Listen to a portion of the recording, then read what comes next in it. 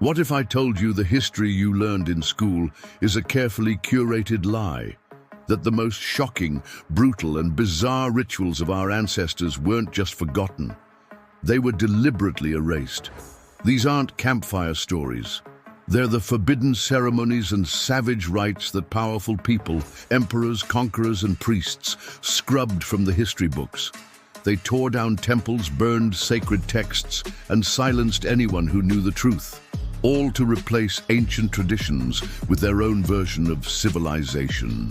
But fragments survived, whispers in the margins of old texts, disturbing discoveries buried in the earth, clues that point to a past far darker than we've been led to believe. These suppressed rituals reveal a side of our ancestors that's almost unrecognizable. A world governed by cosmic terror, sacred duty, and a shocking intimacy with death. Today, we're pulling back the curtain and dragging these secrets into the light. We're journeying into the heart of forbidden history to uncover the truths they didn't want you to see. From the smoke-filled forests of Celtic Europe to the sun-scorched pyramids of the Aztec Empire, we will resurrect the rites that were so extreme, history itself tried to disown them. Prepare yourself. The past isn't as dead as you think. The Wicker Man and the Druid's secret rite. For centuries, the Roman legions were the most feared force on Earth. They conquered nearly everything they saw. But there was one place that terrified even these hardened soldiers: the dark, ancient forests of Gaul and the shadowy priests who ruled them, the Druids. The Romans saw the Druids as the spiritual and intellectual heart of Celtic society. They were judges, teachers, and philosophers, the keepers of a vast oral history that held the Celtic world together. To Rome, they weren't just priests, they were a threat to be extinguished. To justify their conquest, Roman writers, especially Julius Caesar, painted a picture of the Druids designed to horrify the civilized Roman public. And at the center of this horror show was a monstrous figure that has haunted our imagination ever since: the Wicker Man. Caesar wrote that the Druids built colossal, man-shaped figures out of woven branches. He claimed these effigies were stuffed with living men, criminals ideally, but if supplies were low, the innocent would do. Then, as the tribe watched, the whole thing was set on fire. The victims' screams swallowed by the flames in a terrifying offering to the gods. Another writer, Strabo, added even more grisly details, describing how priests would stab a man in the back and read the future from his death throes. As propaganda, it was brilliant. It painted the Celts as savages and their spiritual leaders as bloodthirsty monsters, giving Rome the perfect moral justification for a brutal conquest. The Romans made it their mission to wipe out the Druids, knowing that to break the Celts, they had to first break their spirit. But here's where the official story falls apart. For all the vivid Roman descriptions, direct archaeological evidence for the Wicker Man is completely non-existent. No giant burn sites, no mass graves matching these accounts have ever been found. This has led most modern historians to a powerful conclusion. The Wicker Man was almost certainly a fabrication, a calculated piece of wartime propaganda designed to demonize an enemy. The truth is likely in the murky middle. While the giant Wicker Man may be an invention, human sacrifice among the Celts was very real. Across Europe, bogs have preserved the grisly evidence. The famous Lindo Man, found in an English bog, met a brutally ritualistic end. He was struck on the head, strangled, and had his throat cut in what some scholars theorize was a threefold death, a sacrifice meant to honor three different gods at once. The sheer number of these bog bodies, many showing signs of ritual violence, suggests that such offerings were a grim part of Celtic life. So what was truly erased? It wasn't just a ritual, it was the meaning behind it. The Druids never wrote anything down. Their laws, their history, their wisdom, it all existed in a complex oral tradition. When the Romans and later Christianity took over, this culture was systematically dismantled. The Druids were hunted, their sacred groves were destroyed, and their knowledge, without living storytellers to pass it on, simply vanished. In its place, the Roman horror stories survived. They didn't just ban a ritual, they erased an entire intellectual tradition and replaced it with a caricature. They wanted history to remember the Celts for the fictional flames of the Wicker Man, not for their art or their philosophy. The ritual was brutal, but the erasure was absolute. The silent servants of the pharaoh's tomb. Ancient Egypt is a civilization that seems defined by death. The Great Pyramids, the Valley of the Kings, King Tut's golden mask. They're all monuments to a culture obsessed with the afterlife. But beneath these familiar stories lies a much darker chapter, a practice so contrary to later Egyptian ideals that it was deliberately erased by the Egyptians themselves. This was the ritual of retainer sacrifice, a terrifying custom from the dawn of the pharaohs. During Egypt's first dynasty, around 3100 BC, a pharaoh did not travel to the underworld alone. His death triggered a wave of slaughter. Servants, court officials, artisans, and guards were killed and buried alongside him, doomed to serve their king for all eternity. The archaeological evidence for this is stark and undeniable, found at the ancient royal cemetery of Abydos. The tomb of King Aha, one of the first pharaohs, is surrounded by dozens of smaller graves, holding the skeletons of young men and women, most in their early 20s. Evidence suggests they died violently, perhaps by strangulation before being entombed. And this wasn't a small-scale affair. The scale is staggering.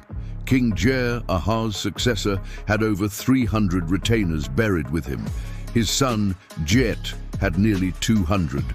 While their exact social status is still debated, the sheer numbers suggest that entire portions of the royal household were being replicated in death. The message was one of absolute power. The pharaoh's authority was so total, it could literally pull his subjects into the grave with him. But then, just as suddenly as it appeared, the practice vanished. By the end of the first dynasty, retainer sacrifice stops completely. The mass graves disappear. This abrupt halt is one of the quietest, most significant acts of cultural erasure in ancient history. The Egyptians didn't just ban the ritual, they found a magical and ingenious way to replace it. The reasons for the change were likely both spiritual and practical. A theological shift may have suggested a person's soul could serve the pharaoh without a premature death. But more importantly, killing off hundreds of your kingdom's most skilled people with every royal death was a catastrophic waste of resources. The needs of the living king began to outweigh the needs of the dead one. The solution they came up with was pure genius, Shabti figures. These were small mummiform statues inscribed with a magical spell from the Book of the Dead. The spell commanded the Shabti to answer if the deceased was called upon to do labor in the afterlife. The figurine would magically come to life and act as a substitute servant for eternity. This was revolutionary. Instead of burying actual people, pharaohs could now be buried with hundreds of these enchanted surrogates. The brutal reality of retainer sacrifice was transformed into a symbolic, magical act. This shift was a deliberate act of self-censorship. The practice was so contrary to the sophisticated theology that would later define Egypt that it had to be buried in the past.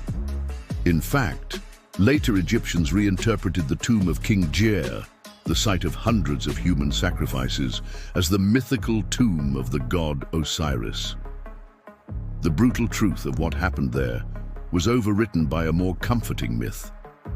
The history of this savage rite wasn't erased by an enemy, but by the very civilization that created it, a silent admission that some traditions are too dark to remember.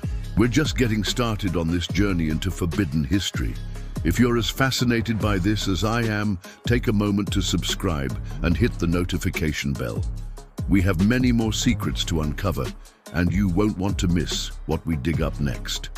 The Crimson Altar of the Sun God. In the 15th century, the Aztec Empire dominated central Mexico with a mix of military might and religious fervor. At the heart of their capital, Tenochtitlan, stood the Templo Mayor, the Great Temple. And it was here that the Aztecs performed a ritual so infamous it has defined their civilization ever since: large-scale human sacrifice. The accounts left by the Spanish conquistadors who arrived in 1519 are the stuff of nightmares. They described priests with matted, blood-soaked hair holding a victim on a stone altar. With a razor-sharp obsidian knife, a priest would slice open the chest, reach in and pull out the still-beating heart, holding it up as an offering to the sun. The body was then kicked down the steep temple steps. These chronicles speak of almost unbelievable numbers. Some Spanish accounts claim tens of thousands were sacrificed at a single event, while modern historians believe these numbers were wildly exaggerated for political effect. The reality was still undeniably bloody. For centuries, this was the only story told, a tale of a demonic culture that the Spanish were divinely ordained to conquer.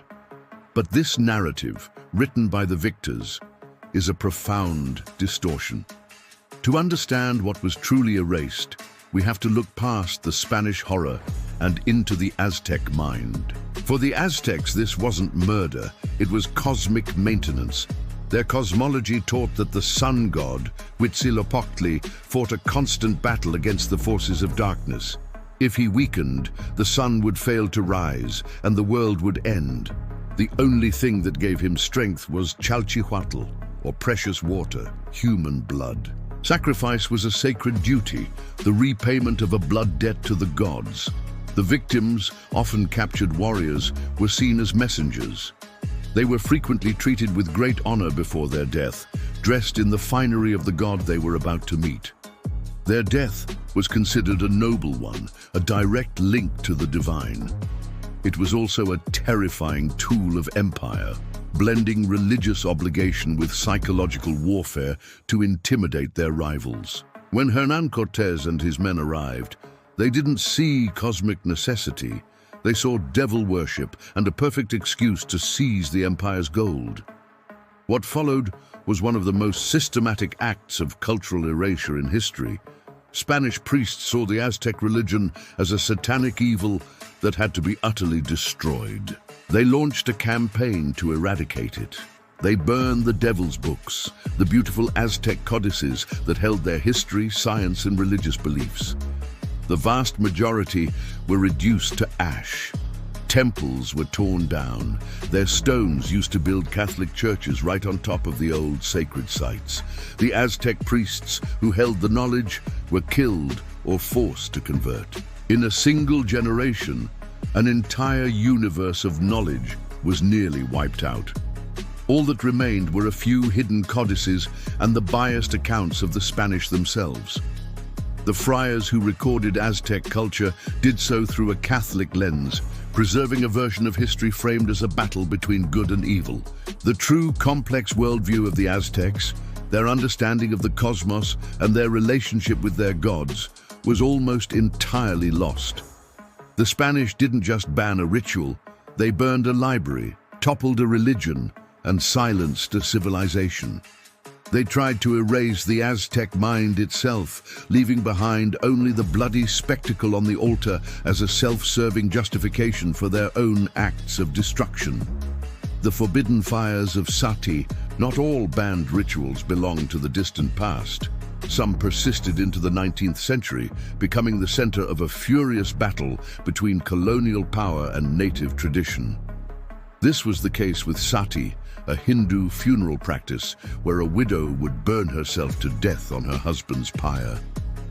While its supporters called it the ultimate act of wifely devotion, its history reveals a darker story of coercion, greed, and a struggle for the soul of a culture. The practice, named after the goddess Sati, was a harrowing spectacle. A widow would declare her intent to join her husband, dress as a bride, circle his funeral pyre, and then throw herself into the flames. Proponents claimed the act would cleanse her family's sins and guarantee a glorious afterlife for both her and her husband. But the narrative of a noble, voluntary sacrifice often masked a brutal reality. Many sources suggest that women were often coerced, pressured by family, and sometimes even drugged or physically forced into the fire. And the reasons for this coercion were often grimly practical. In some regions, for example, legal systems that allowed widows to inherit property could create a dark incentive for relatives to see her gone. By encouraging her to commit sati, they could conveniently absorb her wealth. This wasn't the only reason, of course. The life of a widow was often one of severe hardship, and some may have seen sati as a preferable alternative. The ritual became tangled with greed, social control, and the oppression of women. The movement to abolish sati was led by both Indian reformers and British colonials. The most prominent Indian voice was Raja Ram Mohan Roy, a Bengali intellectual who had seen his own sister-in-law forced into the pyre. He argued passionately that the practice had no basis in the most sacred Hindu scriptures and faced death threats from orthodox groups for his campaign. The British East India Company was initially reluctant to interfere, fearing religious unrest, but pushed by reformers like Roy, they began to see the practice as a symbol of the barbarism they believed they were there to civilize. Finally, in 1829, Governor-General Lord William Bentinck outlawed sati, calling it revolting to the feelings of human nature. The ban, however, was not a simple victory for human rights. It was also an act of profound cultural intervention by a colonial power.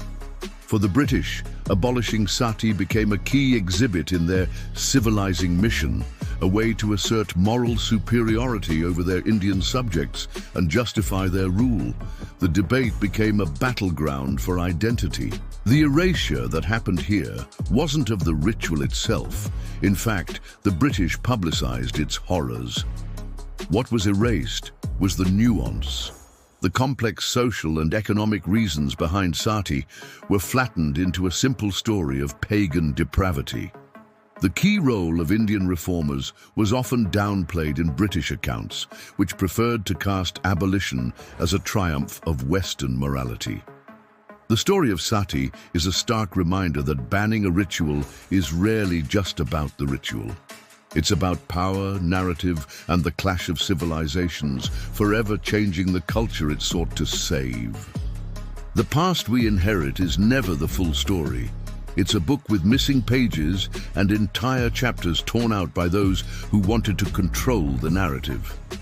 The rituals we've explored today are more than just shocking historical footnotes. They are monuments to this process of deliberate erasure. The Romans crafted a horror story to justify wiping out Druidic culture. The Egyptians edited their own history, burying a savage custom as their values evolved. The Spanish conquest didn't just ban Aztec rituals, it tried to extinguish an entire worldview they called demonic. And the British abolition of sati was also an exercise in colonial power used to assert cultural superiority. In every case, banning the ritual was an act of power. It was a declaration that one culture's values, one empire's laws, one religion's God was supreme. The reasons varied: moral outrage, political propaganda, or even economics. But the result was the same. A piece of our shared human story was suppressed, distorted, or wiped away. These forbidden rites force us to confront uncomfortable truths. Our ancestors lived in worlds governed by beliefs that can seem alien and monstrous to us. But they also reveal that history is a story most often told by the victors. What they chose to erase is often as revealing as what they chose to record. The silence speaks volumes, and it leaves us with one last, lingering question. These are the banned rituals we know about, the ones whose ghosts still haunt the margins of our history books. What about the others? What beliefs, what ways of life were erased so completely that not even a whisper remains? What do you think about these forbidden rituals? Do you know of others that history has tried to bury? Let me know in the comments below. And if you want to keep digging up the secrets of the past, Make sure you like this video and subscribe for more deep dives into the history they didn't want you to know.